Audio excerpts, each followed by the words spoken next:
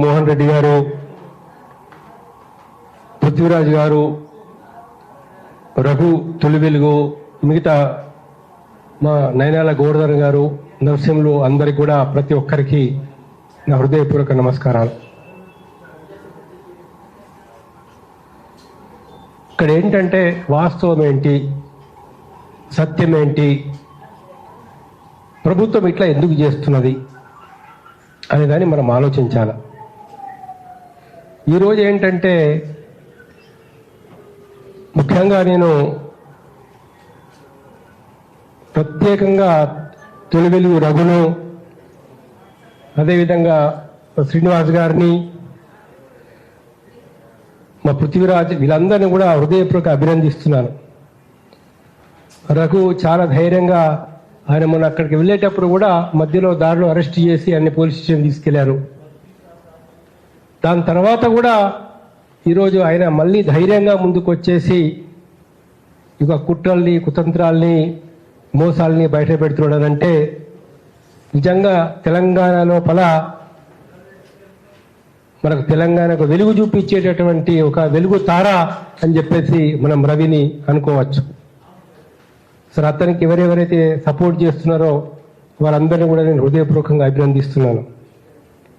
ఇక్కడ ఏంటి, ఇప్పుడు మహనీయులన్నీ కూడా చూపించారు రఘు. మహనీయులలో 1977, 78, అంతకుముందు 71, 72 ఇవన్నీ పహనీస్ మొత్తం రికార్డ్స్ కూడా ఆయన చదివి అందులో నుంచి చూపించడం, అక్కడ తీసుకొచ్చి మనకు ఇవ్వడం జరిగిందన్నట్టు. సర్వే నంబర్ 147, 21 ఎకరాలు. సర్వే నంబర్ 148, 21 ఎకరాలు. సర్వే నంబర్ 149, 20 ఎకరాల 7 గుంటలు. ఇవన్నీ కూడా రికార్డ్స్లలో వినోబా భావే అని స్పష్టంగా రాసి ఉన్నది. కాబట్టి మొత్తం భూమి 60 ఎకరాల 7 గుంటలు అని ప్రభుత్వ రికార్డు. పహనీయులు ఇప్పుడు పాత 77 అంటే ఇప్పటికి ఎన్ని సంవత్సరాలు చూడండి, 71, 72 నుంచి ఉన్నటువంటి రికార్డ్స్ అన్ని కూడా ఇది చూపిస్తున్నది. అంటే అది 30 సంవత్సరాలు, ఇది 20 సంవత్సరాలు. 50 సంవత్సరాలకు ముందున్నటువంటి రికార్డు మొత్తం ఇవి భూదాన భూములు అని చెప్పేసి చాలా స్పష్టంగా చెప్తా ఉన్నాయి. మరి ఇవాళ ప్రభుత్వం ఎందుకని 60 ఎకరాల 7 గుంటలు అని చెప్పకుండా 30 ఎకరాలు, 31 ఎకరాలు అని చెప్పేసి చెప్తా ఉంది ప్రభుత్వం. ప్రభుత్వం అంటే మంత్రులు, పోనీ కలెక్టర్, లేకపోతే ఇవాళ మన సిసిఎల్ వారు. ఎందుకు ఇట్లా చెప్తున్నారు ప్రభుత్వం అంటే జస్ట్ ఆలోచించండి. ఒక కుట్ర మొదలైంది. భూదాన్కు సంబంధించినటువంటి 31 ఎకరాల భూమిని కాజేయాలనేటువంటి కుట్రలో ఇది భాగం కాదా అని చెప్పేసి ఇవాళ మనకు అనుమానం వస్తుంది. ఒక విలువైన భూమి ఇవాళ దాని కాస్ట్ చాలా పెరిగిపోయింది. అక్కడనే కలెక్టర్ ఆఫీస్ వచ్చింది. చుట్టుపక్కల ఇవాళ రియల్ ఎస్టేట్ వ్యాపారాలు పెద్ద ఎత్తున జరుగుతూ ఉన్నాయి.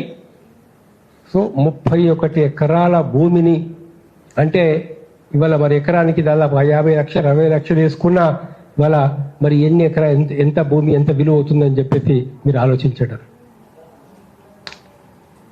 ఇప్పుడు సమస్య ఏంటంటే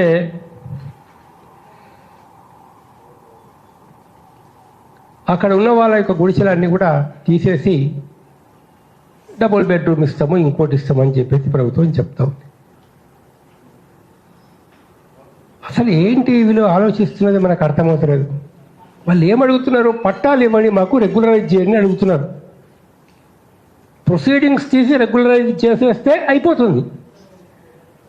వాళ్ళు 5 లక్షలతోటో, 10 లక్షలతోటో, 20 లక్షలతోటో అక్కడ చిన్న చిన్న ఇల్లు కట్టుకుంటే ఆ ఇల్లుని నిలమట్టం చేసేసి, నిరాశ్రయాలను చేసేసి మళ్ళీ మనకి డబుల్ బెడ్రూమ్ ఇస్తానడంలో అసలు అర్థం ఏమైనా ఉన్నదా? మనకు అర్థం కాదు. ఉన్నది తీసేస్తున్నాం అన్ని. ఇప్పుడు మనకు పట్టా ఇవ్వడానికి ఖర్చు రూపాయి కూడా ఖర్చు కాదు ప్రభుత్వానికి. రెగ్యులరైజ్ చేయడానికి నీకు రూపాయి కూడా ఖర్చు కాదు. అలాంటప్పుడు వాళ్ళకి 5 లక్షలతోటో 10 లక్షలతోటో కట్టుకుంటే దాన్ని నువ్వు కూలగొట్టేసి నిలమట్టం చేసేసి ఆర్థికంగా నష్టం, కుటుంబం రోడ్డు పాలైంది, పిల్లలు ఎక్కడ ఉండాలా, బడికి వెళ్ళేవాళ్ళు, పరీక్షలు రాసేవాళ్ళు, మరి పరిస్థితి ఏంటిది, ఎక్కడ వాళ్ళు ఉండాలా? తీసుకెళ్ళి ఇప్పుడు వీళ్ళ అంబేద్కర్ భవన్లో పెట్టారు వారం రోజుల నుంచి. ఇప్పుడున్నటువంటి ఇన్ఫర్మేషన్ ఏంటంటే అంబేద్కర్ భవన్ కూడా ఖాళీ చేసి వెళ్ళిపోమని చెప్పేసి పెద్ద ఎత్తున పోలీసులు. ఇంతకంటే దుర్మార్గం ఇంకేమైనా ఉంటుందా? ఒక్కటే ప్రశ్న, ఇవాళ రేవంత్ రెడ్డి గారిని,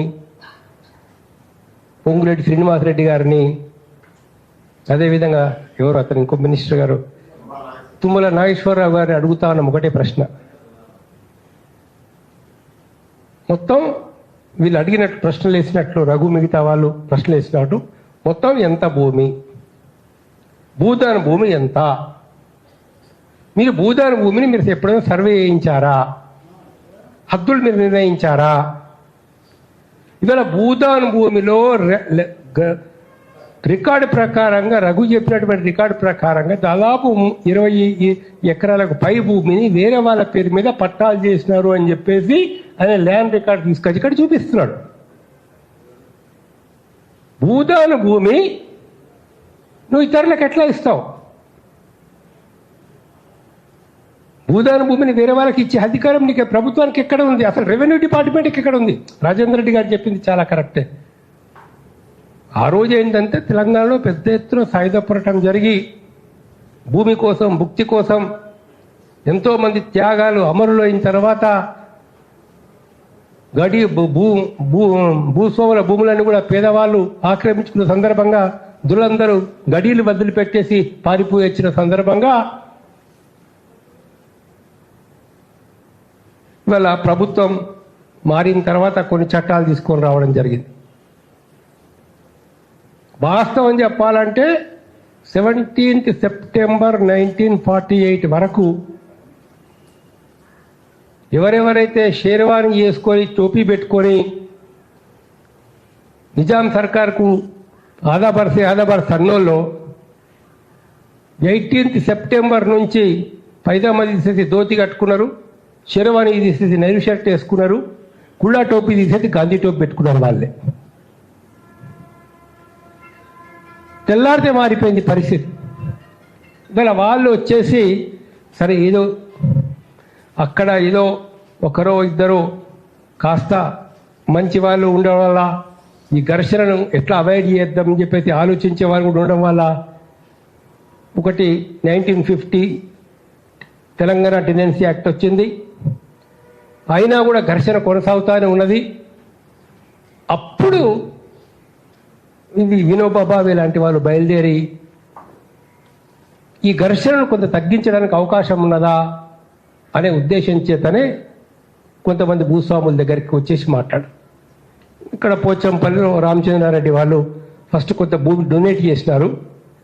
దాని తర్వాత మొత్తం ఆంధ్రప్రదేశ్ మొత్తంలో తిరిగితే దాదాపు ఇందాక రాజేంద్ర రెడ్డి గారు చెప్పినట్లు 1,00,000 ఎకరాలకు వరకు ఆ భూములను భూస్వాములు దానం ఇచ్చారు. అది భూస్వాముల భూములు, భూదాన యజ్ఞ బోర్డుకు దానం ఇచ్చిన భూములు అవి. దాని మీద ప్రభుత్వానికి, రెవెన్యూ డిపార్ట్మెంట్కు, కలెక్టర్కు, ఆర్డీఓకు ఎవరికి ఎలాంటి అధికారం లేదు. మరి ఇవాళ రాజేంద్ర రెడ్డి గారు వచ్చారే, ఆయనని అప్పుడు చైర్మన్గా ఉన్నారు భూదాన బోర్డు. ఈ రాజేందర్ రెడ్డి గారు స్వయంగా ఇక్కడ వచ్చి మీటింగ్లో చెప్పాడు, మేం పట్టాలు ఇచ్చాము, అది జెన్యున్ పట్టాలని చెప్పేసి ఆయన చెప్తున్నాడు. 2014లో పట్టాలు ఇస్తే నువ్వు 2020కి ఇప్పుడు వచ్చిన తర్వాత 22, 23, 26 సంవత్సరాల్లో వచ్చేసి 16 సంవత్సరాల తర్వాత 12 సంవత్సరాల తర్వాత అవి నిజమైన పట్టాలు కావు అని చెప్పేసి ఎందుకు చెప్తా ఉన్నారు మీరు?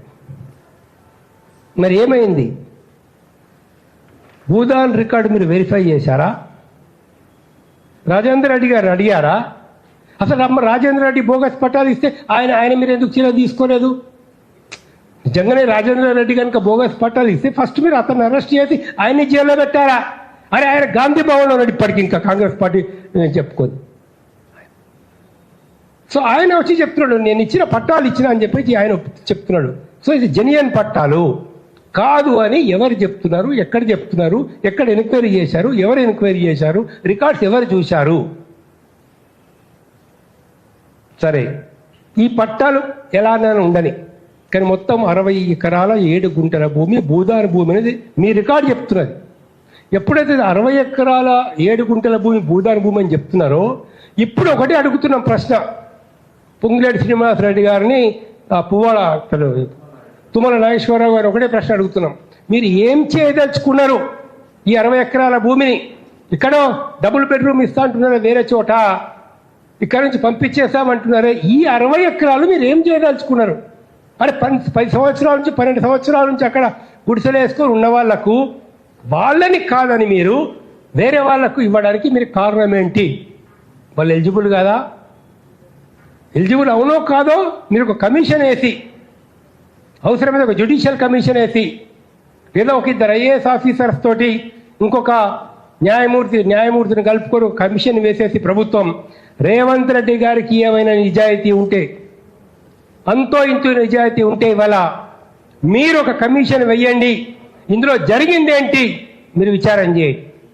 సరే, డబ్బులు ఖర్చు పెట్టారంటున్నారు. అవును, రిట్ పిటిషన్లు 4-5 రిట్ పిటిషన్స్ ఫైల్ చేశారు, కోర్టులో కేసులు జరిగినాయి, ఆఫీసర్ చుట్టూ తిరగాల్సి వచ్చింది. మరి అంతో ఇంతో ఖర్చులు ఒక 2,000, 3,000, 5,000, 10,000 ఒక్కొక్కరి దగ్గర తీసుకుని ఉండవచ్చు. అది వేరే విషయం. మీరు కావాలంటే దాని మీద కూడా ఎంక్వైరీ కమిషన్ వేయండి మీకు అవసరం అనుకుంటే. అంతేగాని మేము వీళ్ళని తీసేస్తాము అని అంటే ఎవరికి తలుచుకున్నారు ఆ భూమి? ఇప్పుడే మోసం చాలా స్పష్టంగా తెలుస్తుంది. 60 ఎకరాల 7 గుంటల భూమి భూదాన భూమి అయితే ఇవాళ ఇప్పుడు కమిషనర్ ల్యాండ్ రెవెన్యూ, కలెక్టర్, మిగతా వాళ్ళు కేవలం 31 ఎకరాల మట్టుకే భూదాన భూమి అని మాట్లాడుతున్నారు. అంటే జస్ట్ ఇప్పటికే మేము 30 ఎకరాలు కాజేసింది ఈ ప్రభుత్వం. మరి 30 ఎకరాలు కాజేసినందుకు ఇవాళ రేవంత్ రెడ్డి గారు చెప్పాలి స్పష్టంగా, మొత్తం ఎన్ని ఎకరాలు భూదాన భూమి అది మొత్తం, లేదా పొంగులేటి శ్రీనివాసరెడ్డి రేపు మైక్ ముందు వచ్చి చెప్పాలి ఎంత భూమి భూదాన భూమి. 71 రికార్డ్ ఏం చెప్తుంది, 72 రికార్డ్ ఏం చెప్తుంది, 76 రికార్డ్ ఏం చెప్తుంది? Revenue record. నువ్వు రెవెన్యూ శాఖ మంత్రివి కదా, నువ్వు రెవెన్యూ శాఖ మంత్రివి కదా. మరి రెవెన్యూ శాఖ మంత్రి అయినప్పుడు నీ రికార్డు చూసి నువ్వు చెప్పు, అది భూదాన భూమి మొత్తం ఎన్ని ఎకరాలు. మరి భూదాన భూమిని వేరే వాళ్ళకి ఇవ్వడానికి ఎవరికి అధికారం ఉంది? ఒకవేళ గతంలో మార్చిన వేరే వాళ్ళ పేరు మీద రికార్డులో వచ్చినా, వేరే వాళ్ళు పట్టేదారని చెప్పేసి వచ్చినా కూడా అది చట్ట ప్రకారం ఎట్లా చెల్లుతుంది? భూదాన్ యాక్ట్ ప్రకారంగా వాళ్ళు చేసుకున్న రూల్స్ ప్రకారంగా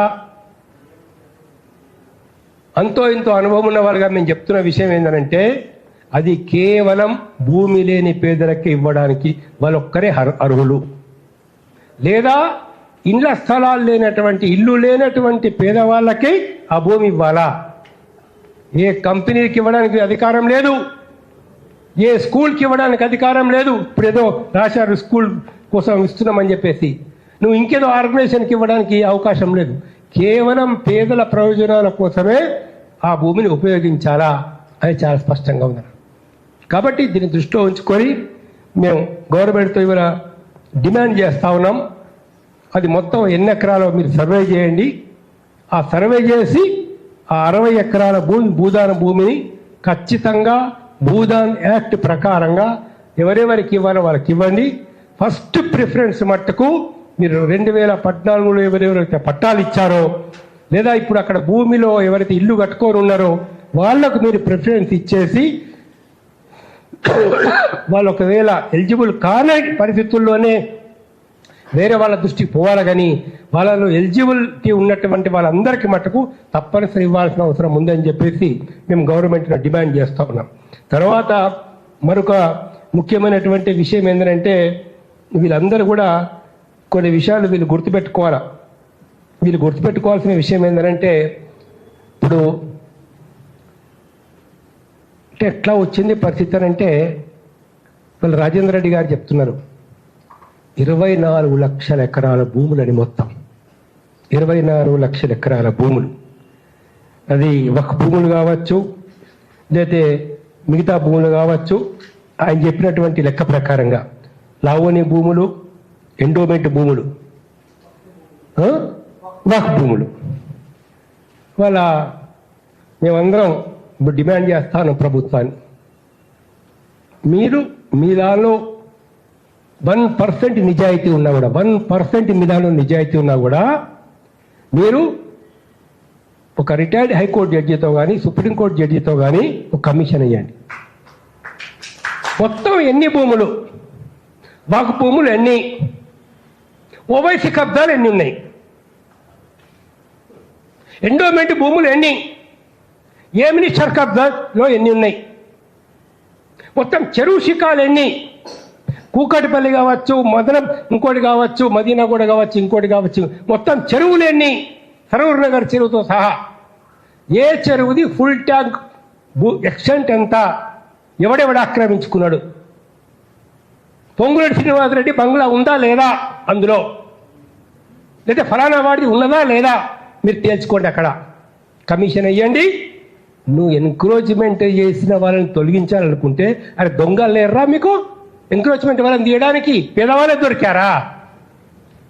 పేదవాళ్ళే దొరికారా? ఇల్లు లేని వాళ్ళే దొరికారా? గుడిసె లేని, అక్కడ కరెంట్ లేకుండా ఏం లేకుండా ఉన్నారంటే వాళ్ళు ఎటువంటి పరిస్థితుల లోపల వాళ్ళు అక్కడ ఉన్నారనేది మీరు అర్థం చేసుకోవాలా. 7 అంతస్తులు కట్టుకున్నాడు, 10 అంతస్తులు కట్టుకున్నాడు, ల్యాంకో హిల్స్ కట్టుకున్నాడు, వాడిని కనబడుతున్నాడా? ఎవరి భూమి ల్యాంకో హిల్స్ లో ఉన్నది? వక్ఫ్ భూమి కాదా అది? ఓవైసీ హాస్పిటల్ ఉంది, ఏ భూమి అడుగుతున్నారు ప్రజలు. నిజంగానే మీరు ఎంకరేజ్మెంట్ చెయ్యాలనే దమ్ము మీకుంటే, ధైర్యం మీకుంటే ఫస్ట్ ఎవడెవడైతే దొంగలు ఆ యొక్క భూములు ఆక్రమించుకున్నారో వాళ్ళని మీరు తొలగించండి అని చెప్పి డిమాండ్ చేస్తాం అన్నమాట. సో మరొక ముఖ్యమైనటువంటి విషయం ఏంటంటే, సరే ఇప్పుడు ఒక ఎండోమెంటే భూములు కాదండి, అలా ఎన్ని టెంపుల్ భూములు ఉన్నాయో, దేవాదాయ శాఖకు సంబంధించిన భూములు ఉన్నాయో జస్ట్ ఒక లెక్క తీయండి. మొత్తం దేవాదాయ భూములు ఎన్ని, వక్ఫ్ భూములు ఎన్ని, ప్రభుత్వ భూములు ఎన్ని ఎన్క్రోచ్మెంట్లకు అయినాయి. అది తీసే దమ్ముందా మీకు? ఉంటే అది ఎట్లా చేయాలా అనేది ప్రభుత్వం కనుక చూసుకున్నట్లయితే దానికి మీకు ఒక ప్రజల్లో అంటే ఒక వ్యక్తిని మనం దొంగ అనే ముందు నువ్వు ఎంక్రోచ్మెంట్ చేసినావు అనే బదులు అసలు మీకు ఆ మాట్లాడే దమ్ము, ధైర్యము, మొరాలిటీ మీ దగ్గర ఉందా? అసలు ఆ మోరల్ ధైర్యం అసలు మీకు ఉన్నదా అని చెప్పేసి ఇవాళ మనం అడగాల్సిన అవసరం ఉంది. అంటే అదేదో చెప్తారు కదా, వినాశకాలే విపరీత బుద్ధి అన్నట్లు ఇవాళ పోయే కాలం వచ్చినప్పుడు వాడు ఎవరికన్నా కానీ అసలు బుద్ధిలో పడతాయి అన్నట్లు. అంటే విపరీతంగా వాడు ఎంత పెద్ద తీస్మార్ ఖాన్ కానీ, ఎంత పెద్దవాడు కానీ టైం అంతే. ఎవడైనా అనుకున్నాడు నిజాం రాజు కూలిపోతాడని, ఎవడైనా అనుకున్నా కాసిం రజ్వీ జైలుకుపోతాడని, ఎవరైనా అనుకున్నారా 77 తర్వాత ఇందిరాగాంధీ ఎమర్జెన్సీ తర్వాత గద్దె దిగిపోతుందని, ఎవరైనా అనుకున్నారా ఏదో రకరకాల మార్పులు వస్తాయని? ఆంధ్ర పాలకులు మొత్తం వెళ్ళిపోయి ఇక్కడ ప్రత్యేక తెలంగాణ ఏర్పడుతుందని చెప్పి ఎప్పుడైనా మనం అనుకున్నామా? మనం చిన్నప్పుడు అందులో కాబట్టి ఏతుందో ఎవ్వడు ఆగేవాడు కాదు. మీరు అనుకుంటున్నారేమో మా అధికారం శాశ్వతమని. బిడ్డ, నీ అధికారం కాదు, ఎవ్వడి అధికారం శాశ్వతం కాదు. అందులో పాపం మహారాష్ట్ర డిప్యూటీ చీఫ్ మినిస్టర్ ఏమైనా పేరేది మన అజిత్ పవార్ గారు 60,000 కోట్లు ఫ్రాడ్ ఆయన చేసినటువంటి దానిలో దేవుడికి కూడా కొంచెమే న్యాయం లేదా బాబు? అలా ఏమో మాసడు దిక్కు లేని వాళ్ళకు, ఏం గరీబ్ వాళ్ళకు అసలు తిండి లేనివాడు వాడు 80 ఏళ్ళు బతుకుతున్నాడు, తిండి కూడా లేదు వాడికి, 80 ఏళ్ళు ఉన్నాయి ఇంకా వాడిని ఏమో తీసుకుపోతున్నాడు. వీడు 60,000 కోట్లు 70,000 కోట్లు సంపాదిస్తే ఓ 300 ఏళ్ళలో బతికియద్దా దేవుడు? అవునా కదా? అట్లా తీసుకుపోతాడా వెంటనే? కానీ వీళ్ళ విషయం ఏంటంటే, బిడ్డల్లారా టైం వచ్చిందా? రాజశేఖర రెడ్డి చావునేవాడు ఆపలే, గుర్తుపెట్టుకోండి. ఇందిరాగాంధీ చావునేవాడు ఆపలే. ఎవ్వడు కూడా ఇవాళ హిట్లర్ ప్రపంచాన్ని ఉరికిచ్చినాడు, వాడే మట్టి కలిసిపోయినాడు. నువ్వు అనుకుంటున్న నీ బంగ్లాలు, నీ మంత్రి పదవులు నీ యొక్క ఇవన్నీ కూడా శాశ్వతంగా ఉంటాయని. అరే 2018 వస్తే ఓల్డ్ సీఎం అవుతారో నీకేం తెలుసురా? అందులో 2019 నాటికి ఏం మారుతుందో నీకేం తెలుసు అనుకుంటున్నారేమో మీరు. 2 ఏళ్ళే 3 ఏళ్ళే మీరు ఉండేది. అందులో కేసీఆర్ అనుకున్నాడు, మస్తు అనుకున్నాడు, ఏమైపోయింది? అందులో ఏం జరగదు అక్కడ. కాబట్టి నీ లిమిటేషన్స్ నువ్వు గుర్తుపెట్టుకోవాలా, గుర్తుపెట్టుకుని ఆ విధంగా మీరు ప్రవర్తించాలని చెప్పి చెప్తూ, చివరికి ఏంటంటే వాస్తవంగా చెప్పాలంటే చాలా బాధ కలుగుతుందండి. ఎందుకంటే మేము కూడా లాస్ట్ ఎలక్షన్స్ ఏమైనా పొరపాటు చేశామా ఏంటని చెప్పేసి అప్పుడప్పుడు అనిపిస్తూ ఉంటుందని అంటాను. లాస్ట్ ఎలక్షన్స్లలో ఆ కేసీఆర్ను ఓడగొట్టాలని, బీజేపీ రావద్దని, అది మతోన్మాద శక్తులు అని చెప్పేసి వాళ్ళకి బదులు ఈ 3 రంగులని తీసుకొస్తే వీడియోలో కొద్దిగా ముచ్చటగా ఉంటాడని చెప్పేసి అనుకుంటే ఎట్లయిపోయిందనంటే హనుమంతుని ఏవైతే కోతి అయినట్లు అయిపోయింది పరిస్థితి. హనుమంతుని ఏవైతే కోతి అయిపోయింది పరిస్థితి. అరే అరే ఏనుగులు తింటోడు ఉన్నాడు, ఏమో వాడు బాగా తింటున్నారా అంటే ఏనుగులు తింటున్నాడు, పీనుగులు తింటున్నాడు వచ్చేసాడు. ఏనుగులు తింటున్నాడు పోయినాడు, పీనుగులు తినేటటువంటి వాడు వచ్చాడు. అది జేబులు కట్ చేస్తుంటే వాడు జేబు దొంగరా బాబు అంటే జేబు దొంగ కాదు, బ్యాంకు దొంగ వచ్చేసాడు.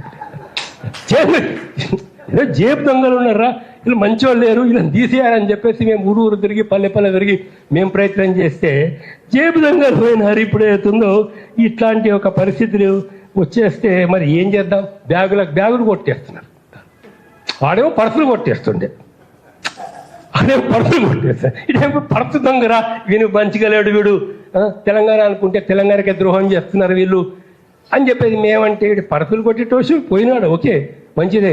ఈ పర్సులు కొట్టేసి బ్యాగులు కొట్టేసేవాడు వచ్చినాడు. ఇప్పుడు పరిస్థితి అట్లా ఉంది పరిస్థితి. కాబట్టి ఏతుందో మరి ఇవాళ ఒకటే ఆయన పోయాడు, గోవర్ధన్ పోయినారు. మరి మా యొక్క పాశం యాదగిరి ఉన్నాడు, పృథ్వీరాజు గారు, మా నైనాల గోవర్ధన్, ఇప్పుడు వీళ్ళందరూ ఒకటే. మేము డాక్టర్ గారు కూడా ఉన్నారు. ఇదంతా ఏదో మీరు ఆలోచించారండి. ఇప్పుడు ఏం చేయాలి తెలంగాణ, కానీ కొంచెం మీరు లాంటి వాళ్ళు, కొంచెం పృథ్వీరాజు లాంటి వాళ్ళు ముందుకు వచ్చేసి ఏంది మరి తెలంగాణకు ఏంటిది మరి గతి, అతిగతి మాకు లేదా? మాకు ఒక అతిగతి చూపించండి, మాకు దారి చూపించండి మాకు తెలంగాణ వాళ్ళకు. అందులో ఇప్పుడు మాక అయిపోయింది వయసు, అంటే అయిపోయిందంటే వస్తాం, ఇప్పటికి కూడా మేము రామని చెప్పేసి మేము అంటలేం దాని లోపల. కానీ ముందు నడిచేటటువంటి వాళ్ళు మీరు కనుక వచ్చి ఒక నిజాయితీగా తెలంగాణ కోసం, తెలంగాణ ప్రజల కోసం, తెలంగాణ పేదవాళ్ళ కోసం, ఇక్కడ రైతుల కోసం, కూలీల కోసం, కార్మికుల కోసం, ఇక్కడ విద్యార్థుల కోసం, ఇక్కడ నిరుద్యోగుల కోసం మీరు నిలబడండి ఒక ప్రత్యామ్నాయంగా అని చెప్పి ఖచ్చితంగా పిలిపిస్తున్నారు.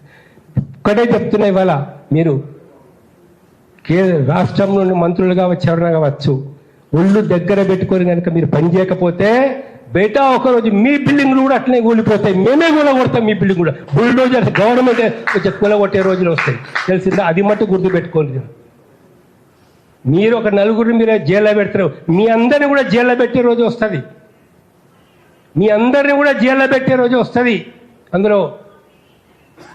కాబట్టి గుర్తుపెట్టుకోవాలి, ఇవాళ మనం చేసేటటువంటి చెయ్యాలా చెయ్యొద్దా, ఏం చేయాలా ఏం చేద్దని చెప్పేసి ఆలోచించుకొని చెప్పేసి వెంటనే ఇవాళ రేవంత్ రెడ్డి ప్రభుత్వంతో రిక్వెస్ట్ చేస్తున్నాం, మేము డిమాండ్ చేస్తున్నాం, మీరు ఒక జ్యుడిషియల్ కమిషన్ వేసేసి మొత్తం ఎన్ని ఎకరాల భూములు ఉన్నాయి, ఆ ఎన్ని ఎకరాల భూములు ఎవరెవరి కబ్జా లోపల ఉన్నాయి, ఈ భూముల్ని మట్టుకు ఖచ్చితంగా పేదవాళ్లకు, ఇదివరకు అక్కడ గుడిసెలు వేసుకున్నటువంటి వాళ్లకు మీరు పట్టాలు చేసి ఇచ్చేసి రెగ్యులైజ్ చేయాలని చెప్పేసి కూడా డిమాండ్ చేస్తూ ధన్యవాదాలు అందరికీ.